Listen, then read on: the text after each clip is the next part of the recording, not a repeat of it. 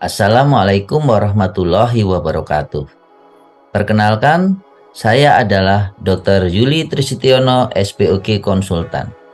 Saya adalah dosen program studi spesialis obstetrik dan ginekologi, Departemen Spesialis, Fakultas Kedokteran Universitas Diponegoro. Dengan bidang konsentrasi saya adalah fertilitas dan endokrinologi reproduksi. Dalam pendidikan, saya terlibat langsung pada pengajaran pendidikan sarjana kedokteran, pendidikan profesi dokter, serta pendidikan spesialis obstetrik dan ginekologi. Pada kesempatan kali ini, saya akan sedikit menjelaskan metode pembelajaran pada pendidikan spesialis obstetrik dan ginekologi. Jadi, sistem pembelajaran pada prodi spesialis obstetrik dan ginekologi adalah secara team teaching, yaitu melibatkan seluruh dosen prodi dari 5 sub bagian keilmuan, yaitu kesehatan feto-maternal, ginekologi onkologi, fertilitas dan endokrinologi reproduksi, uroginekologi, serta obstetrik ginekologi sosial. Untuk menjadi seorang dokter spesialis obstetrik dan ginekologi, lulusan prodi harus memiliki kemampuan yang komplit, yaitu komunikator, profesional, leader, thinker, entrepreneur, dan edukator. Dalam menilai hasil pembelajaran, kami selalu memperhatikan aspek kognitif, psikomotor, dan attitude. Saya akan menyampaikan salah satu pembelajaran mata kuliah yang saya ampu dengan metode DIA, yaitu Delivery Interactive Assessment. Mata kuliah ini tentang keluarga berencana dan infertilitas, di mana pada pertemuan ini membahas sub capaian pembelajaran mata kuliah tentang metode kontrasepsi implan.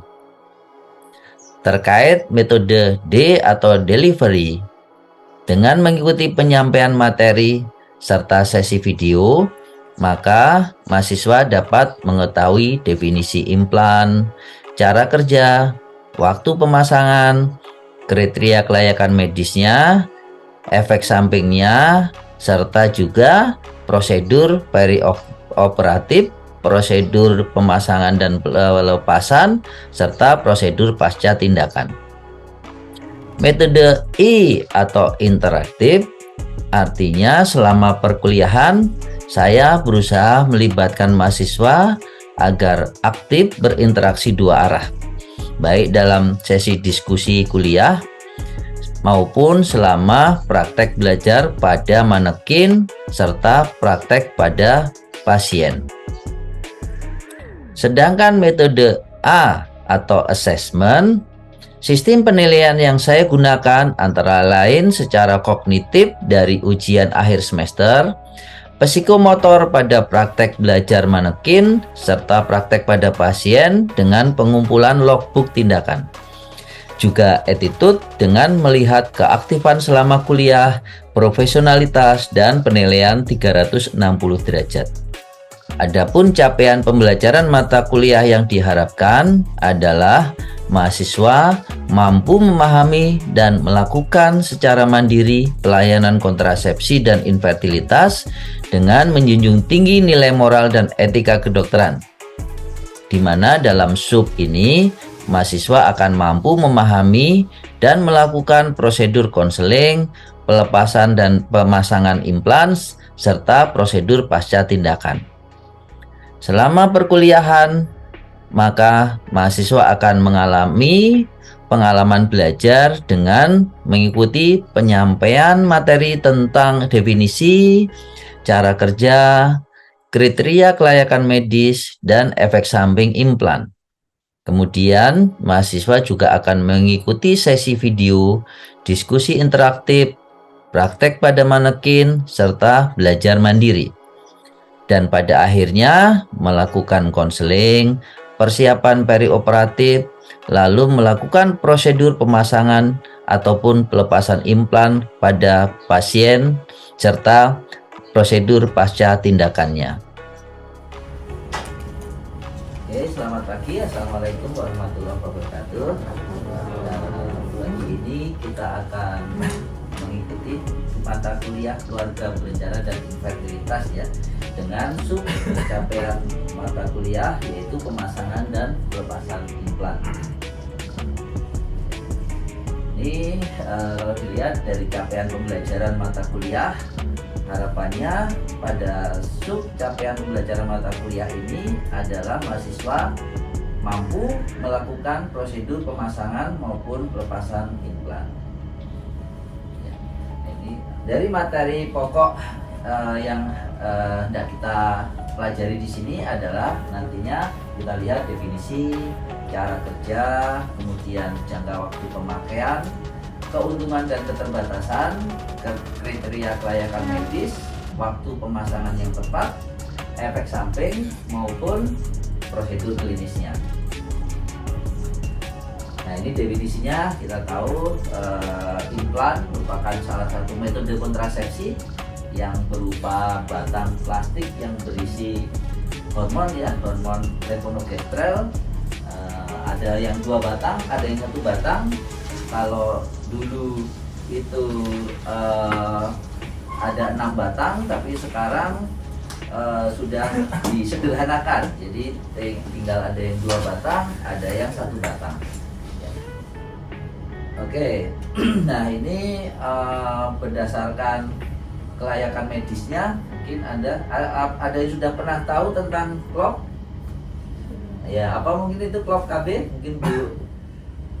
Nah, ini waktu pemasangan implan ya. Jadi ada beberapa yang harus kita perhatikan, terutama haidnya ya. Jadi pada orang yang bukan hamil, haidnya teratur, tahu jelas HPHT-nya, kita mudah ya. Jadi disarankan menggunakan implan, memasang implan itu dari 7 hari pertama sejak haid munculnya ya, HPHT ya, HPHT hari pertama haid terakhir sampai 7 hari. Kalau dipasang dalam rentang waktu 7 hari, baik dia sedang haid maupun sudah selesai haid, itu masih aman, tidak perlu backup. Tapi kalau sudah lebih dari 7 hari, ya kita harus pastikan dulu apakah dia hamil atau tidak. Ya mungkin Pak Tegar bisa mengetahui bagaimana caranya mengetahui hamil atau tidak pada implan ini, sebelum dipasang implan maksud saya. Mungkin dari mulai gejala-gejala dari ini sendiri, dokter, apakah ada tanda-tanda mual-mual seperti pada awal ibu hamil, dan juga mungkin bisa dilakukan pemeriksaan awal menggunakan tes swab. Oke, ya itu yang paling sederhana ya. Ya, tetapi mungkin kadang-kadang kita juga kesulitan ya. Kalau dia masih terlambat haid baru 7 hari, itu kan masih belum tahu itu. Kadang-kadang tesnya belum positif maksud saya. Ya. Jadi bisa ya, tadi udah bagus, kita mungkin bisa tes, bisa kita kenali gejala kehamilan, tapi mungkin kita juga perlu menunggu. Wah, kalau daripada tidak jelas dia sudah hubungan suami istri misalkan, mendingan kita tunggu sampai haid berikutnya baru dipasang. Selama menunggu, sebaiknya gimana? Gunakan metode lain, bisa barier, kondom, atau abstinensia. Ya, tapi kalau abstinensia ya kasihan dia sebulan ya. Ya, oke. Nah, kita akan memasuki prosedur pemasangan ya. Nanti di akhir ini ada video juga sebelum kita praktek ke manekin ya. Tapi ini teori untuk pemasangannya dulu ya. Ini alat-alat yang disiapkan ya. Alat-alat dari meja, kemudian alat untuk sterilisasi ya, sampai set implannya. Dalam set implan sekarang, yang kalau zaman dulu itu yang 6 batang itu trokarnya itu bisa dipakai berkali-kali disterilisasi. Tapi kalau sekarang satu set sudah disposable, sekali pakai ya, sudah ada implan di dalamnya ya, yang sedang banyak beredar yang 2 batang, yang 1 batang mungkin baru mulai masuk, jadi ya mungkin masih jarang di pasaran ya. Tapi yang 2 batang yang kita akan gunakan dalam pembelajaran ini ya. Ini yang pertama tentunya sapa dengan hangat hangat ya, kemudian tapi tadi ya di bagaimana kondisi klinis medisnya, ada masalah atau tidak. Lalu jika sudah terscreening baik, maka bisa diminta untuk mencuci lengan daerah yang tidak aktif ya. Kalau orangnya kidal ya mungkin pasang kanan, tapi kalau orangnya tidak kidal ya pasang di kiri saja ya, yang lengan yang tidak aktif.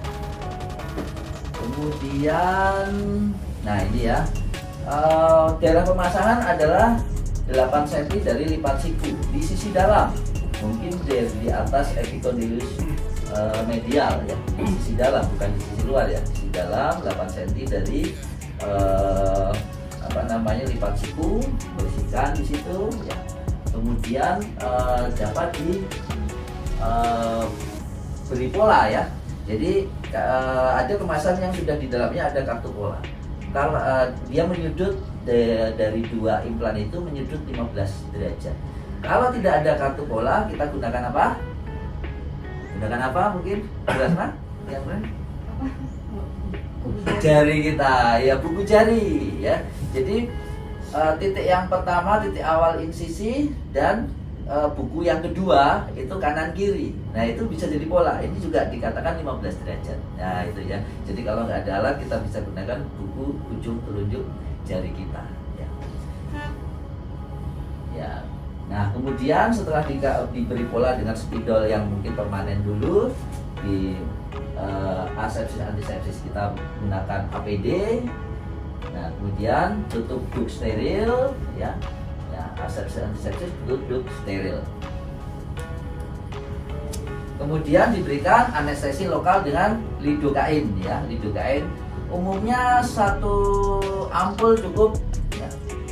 Lidocain ini aman sampai 9 ampul juga aman sebenarnya, tapi nanti buka kalau 9. Jadi umumnya 1 maksimal 2 lah udah cukup sekali. Kebanyakan sih rata-rata 1 udah sangat cukup ya. Ya, jadi disuntikkan di tempat awal insisi, ya, tempat yang rencananya akan diinsisi, kemudian dapat infiltrasikan sepanjang pertengah 2 pola. Ada yang senang memberikan infiltrasi dari masing-masing pola. Nggak masalah, yang penting disebarkan di situ, dihabiskan di situ. 1 ampul lidocain itu dapat disebarkan, kemudian setelah disuntikkan dapat dites dulu ya, apakah sudah teranestesi atau belum ya. Kemudian dilakukan insisi. Nah ini di titik awal insisi sudah ada pisau yang disertakan dalam set. Mungkin cara insisinya bukan insisi seperti kalau membuat insisi linier ya, tapi seperti semacam ditusuk ya, tusuk. Karena cukup 2 mili aja, cukup, nggak usah dalam-dalam, pokoknya yang penting ujungnya seperti ditusukkan dikit. Ada juga yang senang tidak pakai insisi ya, cuma ya kita lihat dulu trokarnya. Nanti kalau sudah terbiasa, trokarnya itu tahu ini tajam apa enggak. Kalau tajam langsung diinsisi. Jadi boleh dengan insisi, boleh tanpa insisi. Nah kemudian ini yang dipasangkan ya. Jadi trokarnya ini di dalamnya sudah ada dua batang di situ. Yang masukkan 45 derajat dari permukaan lengan. Ya. Kemudian, nah ini ya 45 derajat. Kemudian setelah masuk sampai lingkaran pertama, masukkan mendatar di bawah kulit. Ya. Mendatar sampai garis lingkaran yang kedua ya. Kemudian baru nanti akan dimasukkan implannya. Nah ini ada 3 macam sebenarnya yang di pasaran ya. Ada yang dipatahkan caranya, ada yang diputar, ada yang diputar patah. Nah ini sepertinya yang di sini yang tersedia adalah yang diputar patah. Makanya kita sampaikan yang nah ini ya, diputar patah. Jadi ciri-cirinya ada semacam sayap di sini di pertengahan, kemudian ada take di batang inserternya. Nah ini caranya yang inserter itu targetnya hadapkan ke atas ya, ke jam 12 ya. Setelah nanti tadi sudah dimasukkan, baru batang pendorongnya dimasukkan ke dalam ya, sampai ke arah rakitnya, itu sampai situ nantinya. Jadi nanti ditarik inserternya, pendorongnya ditahan sampai implannya tertinggal di bawah kulit, dapat diraba. Ya, setelah satu itu tertinggal di bawah kulit, maka masukkan lagi ke arah pola yang kedua.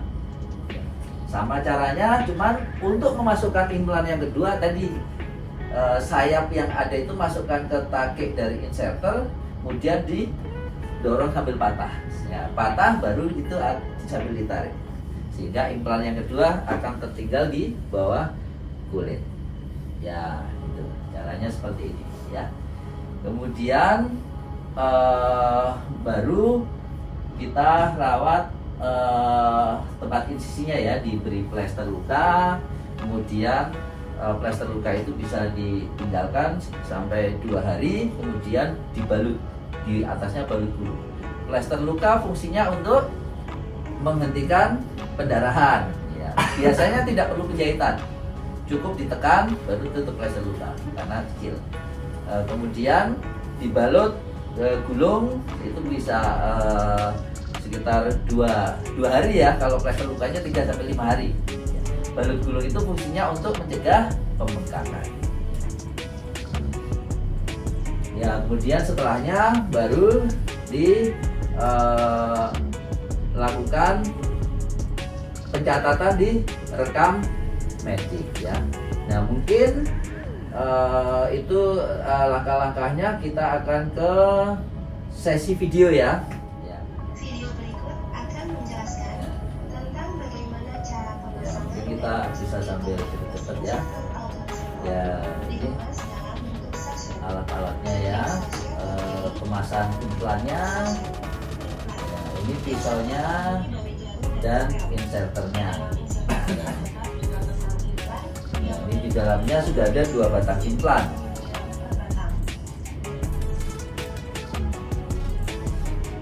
ya, ada 2 lingkaran ya, lingkaran pertama, lingkaran kedua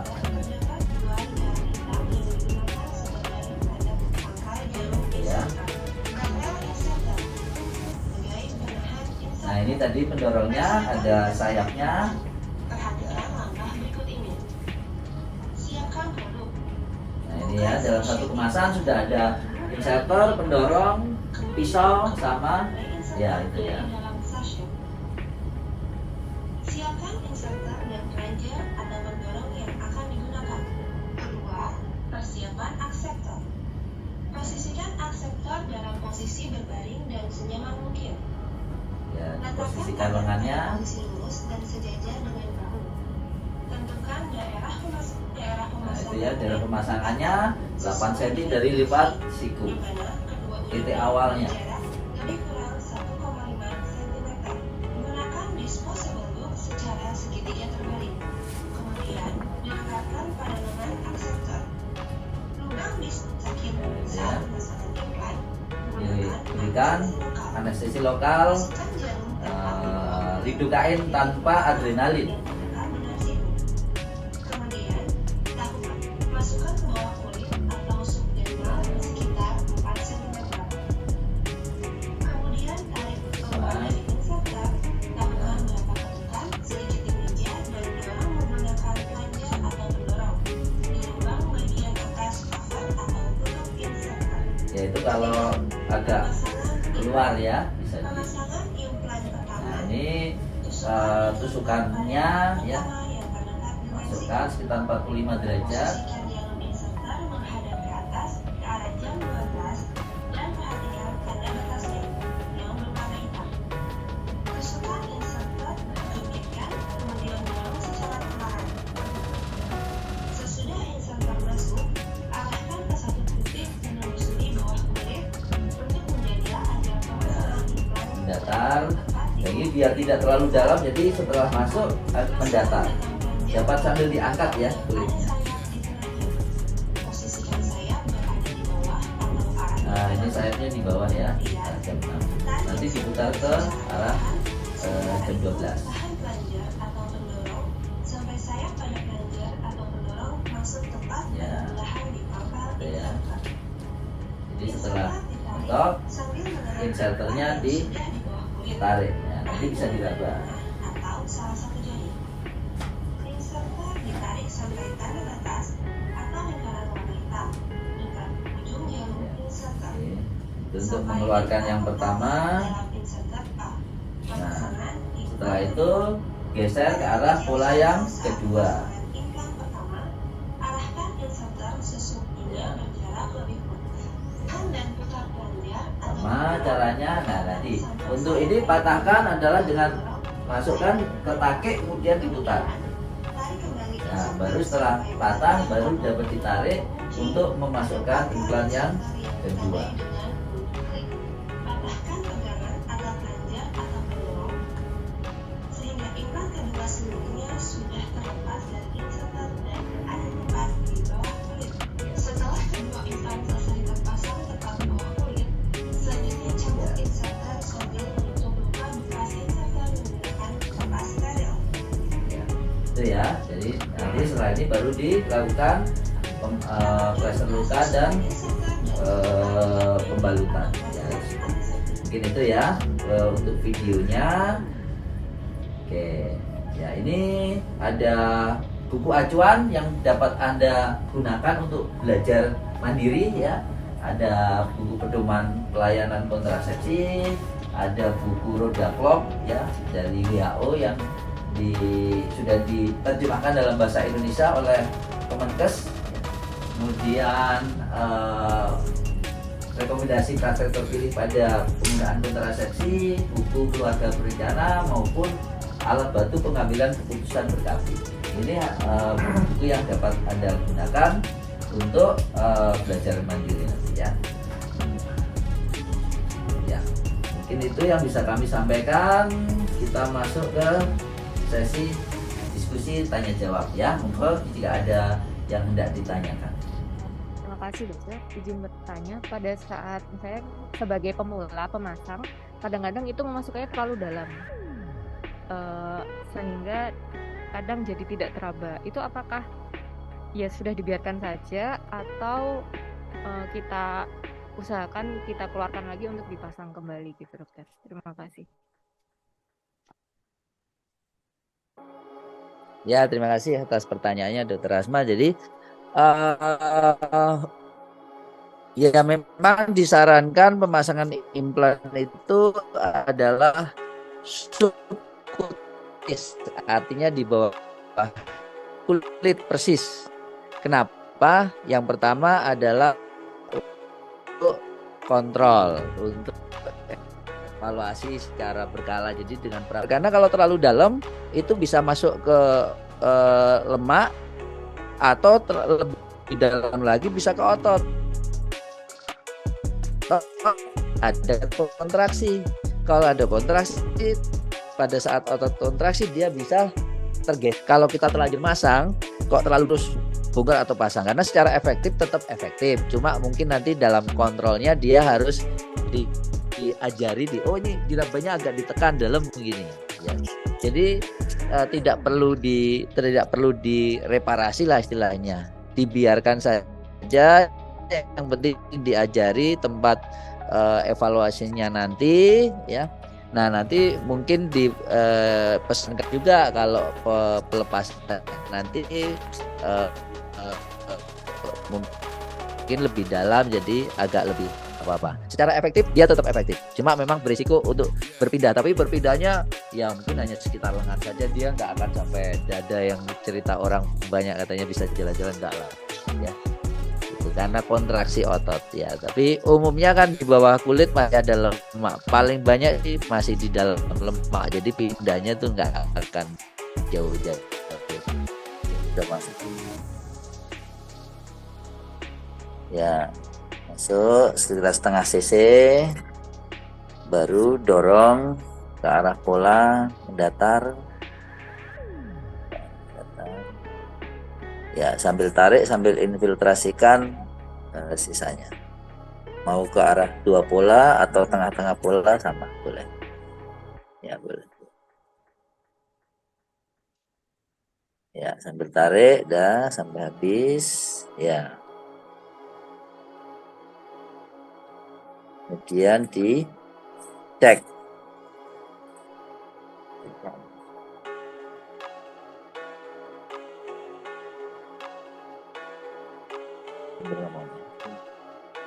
Tapi tidak ya Bu.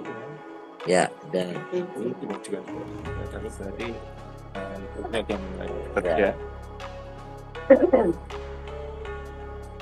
dilakukan insisi.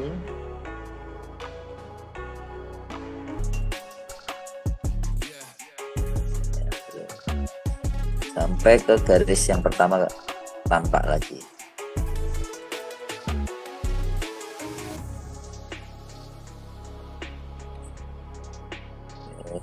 Diraba sudah lepas belum?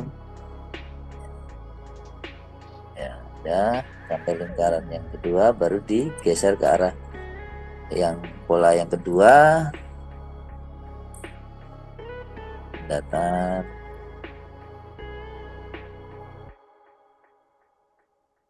Ya, baru patahkan dulu. Dimasukkan ke itu. Nah, bisa diputar bisa. Biar patah itu. Udah patah ya. Ya. Ya. Dorong tahan sambil ditarik. Ya, bisa sambil ditahan implannya dengan lengan, dengan tangan.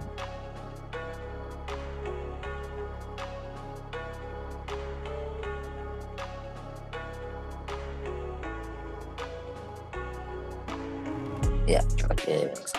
Dah ditekan lukanya pakai kapas gitu ya. Ya, terus baru dipasang kedua. Ya.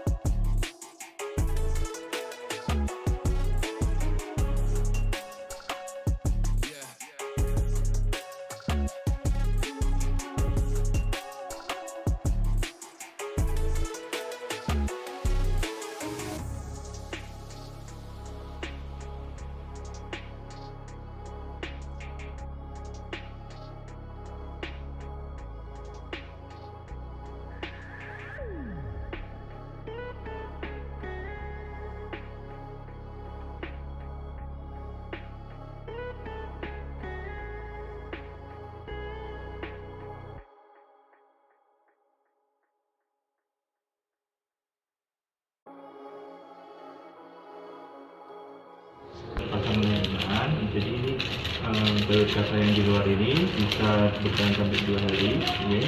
Kalau yang plaster yang di dalam itu bisa sampai 5 hari. Implan kasa diusahakan untuk tetap kering ya. Dan implan ini bisa digunakan paling enggak minimal 3 tahun penggunaannya. Jadi Pertanyaan Bu? Nah, ya, sehat ya. Ya. Bu, ini sudah terpasang lengan, jadi ini baut kasa yang di luar ini bisa bertahan sampai 2 hari ya. Kalau yang plaster yang di dalam itu bisa sampai 5 hari. Implan kasa diusahakan untuk tetap kering ya. Dan implan ini bisa digunakan paling enggak minimal 3 tahun penggunaannya. Jadi Pertanyaan Bu? Nah, ya, sehat ya.